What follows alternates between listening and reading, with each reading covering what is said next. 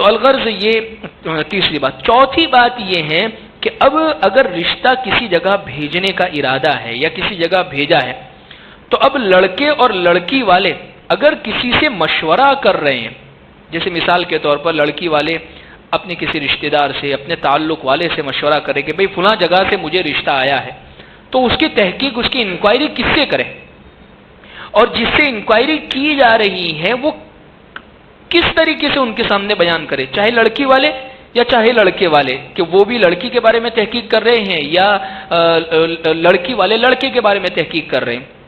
شریعت یہ کہتی ہے من استشیر فی خاطب او مخطوبہ وجب علیہ ان یذکر ما فیہما من محاسن و مساوی، کہ جب کسی سے کسی رشتے کے بارے میں، چاہے وہ لڑکی کا ہو یا لڑکے کا ہو، مشورہ کیا جاوے تو اس پر واجب ہے کہ ان دونوں میں جو عیب ہو، جو برائی ہو یا جو اچھائی، جو خوبی ہو، وہ ان کے سامنے کھل کے بیان کر دے.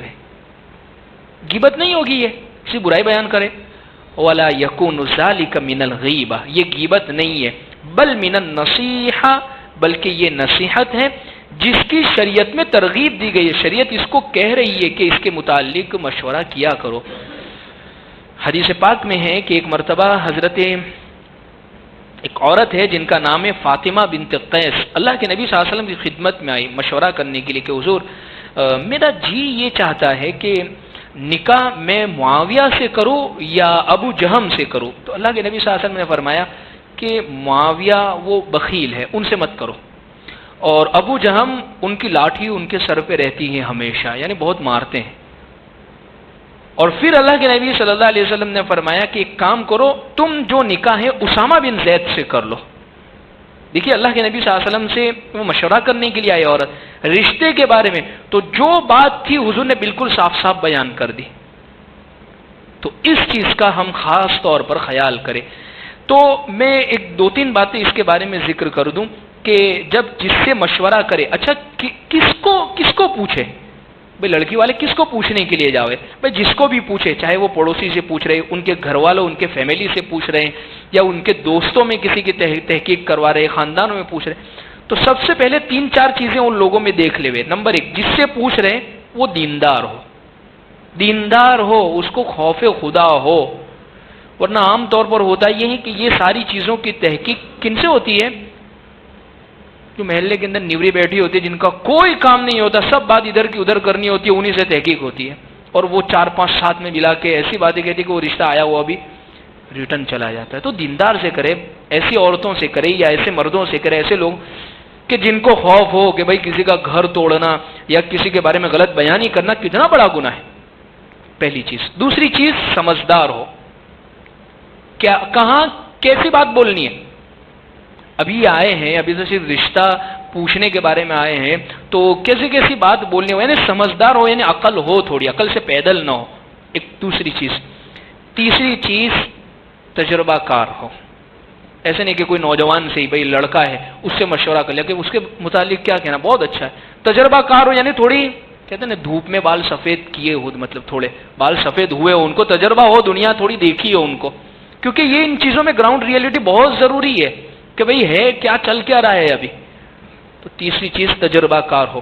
چوتھی چیز یہ ہے رازدار ہو، یعنی آپ ان سے مشورہ کر رہے ہیں تو بے وقوف نہ ہو، رازدار ہو. آپ کی بات کو جو پوچھ رہا ہے وہ بھی امانت رکھے، جس سے پوچھا جا رہا ہے وہ بھی امانت رکھے.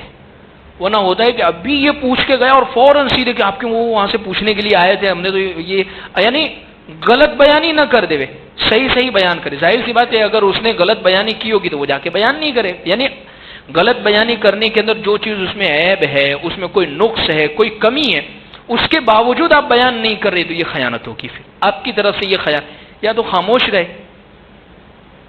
ظاہر سی بات ہے چھوٹنے والے جواب بہت سارے دیتے ہیں بعض لوگ کہ بھائی اتنا زیادہ علم نہیں ہے، میں تو رہتا کہاں ہوں اتنا یہاں پر، میں تو فیکٹری میں رہتا ہوں، یا میں کہاں باہر نکلتی ہوں اتنی زیادہ، تو مجھے علم نہیں. یعنی یہ اگر نہیں جواب دینا ہے تو اگر آپ بات کر رہے ہیں، تذکرہ کر رہے ہیں، تو بالکل صاف بیانی سے کام لے.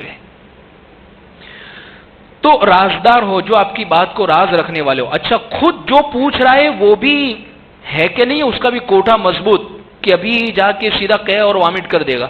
ورنہ بعض لوگ ایسے ہوتے ہیں کہ ان کے کوٹھے مضبوط نہیں ہوتے.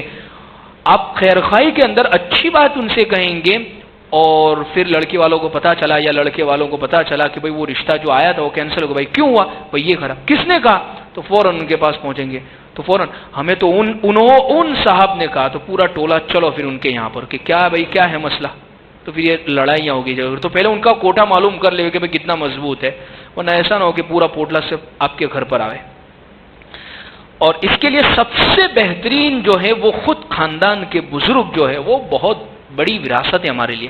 خاندان کے جو بڑے بزرگ جو ہے، ورنہ عام طور پر کیا ہوتا ہے آج کل رشتہ طے کرنے کے اندر، جیسے گھر کے اندر دادا ہے اور نانا ہے، دادی ہے، نانی ہے، اور ان کے پوتے ہیں، ان کی پوتیاں ہیں، ان کے نواسے، ان کا رشتہ طے ہوتا ہے، تو ان کے ماں باپ خود آپس میں مل کے طے کر لیتے ہیں، بڑوں کو بھئی وہاں طے کر لیا، یعنی ایسا لگتا ہے کہ ان کو کوئی پتہ ہی نہیں ہے۔ چاہے ماں باپ کیسے بھی ہو، بوڑھے ہو، دنیا نہ دیکھی ہو، لیکن ان کے مشورے بڑے زبردست اور بڑے قیمتی ہوتے ہیں۔ وہ بہت تجربے کی بات کہتے ہیں، ایک جملے میں ایک لیٹی میں بات کہیں گے، لیکن بہت قیمتی بات کہیں گے۔ اس لیے بہت سارے کام کرنے کے لیے جوانوں کا جوش اور بزرگوں کا ہوش چاہیے۔ بہت سارے کام ایسے ہوتے ہیں کہ صرف جوانوں کے، اس لیے اللہ کے نبی صلی اللہ علیہ وسلم کے ساتھ سارے صحابہ ہوتے تھے۔ غزوہ خندق کے موقع پر حضرت سلمان فارسی رضی اللہ عنہ بڑی عمر کے تھے، کیسا بہترین مشورہ۔ ایک غزوے کے موقع پر صحابہ میں آپس میں یہ بات ہونے لگ گئی کہ اب تو مکہ فتح ہو گیا ہے اور حضور مکہ میں آ گئے، اور حضور کا اصلی وطن بھی یہی ہے، آپ نے 53 سال یہاں پر گزارے ہیں، تو اب ایسا لگتا ہے کہ شاید حضور واپس مدینہ نہیں آئیں گے، اب یہیں پر رہ جائیں گے۔ اور یہ سب باتیں جو ہو رہی تھی وہ جوان صحابہ میں ہو رہی تھی۔ تو اللہ کے نبی صلی اللہ علیہ وسلم نے فرمایا ایک خیمے کے اندر سب انصار کو جمع کرو، جتنے بھی انصار یعنی مدینہ کے جتنے بھی ہے سب کو جمع کرو، کوئی مہاجر اس میں نہ ہو۔ اور اللہ کے نبی صلی اللہ علیہ وسلم نے فرمایا کچھ باتیں کہی، کچھ باتیں ان کے سامنے ذکر کی کہ ہاں اب تو تم یہ بھی احسان میرے۔ ہمارے اس چینل کو الانوار میڈیا کو سبسکرائب کرے، ویڈیو اگر پسند آئے لائک کرے، کمنٹس کرے، اور اپنے دوست احباب میں ایک ثواب کی نیت سے ضرور شیئر کریں، اور ہمیں دعاؤں میں ضرور یاد رکھیں۔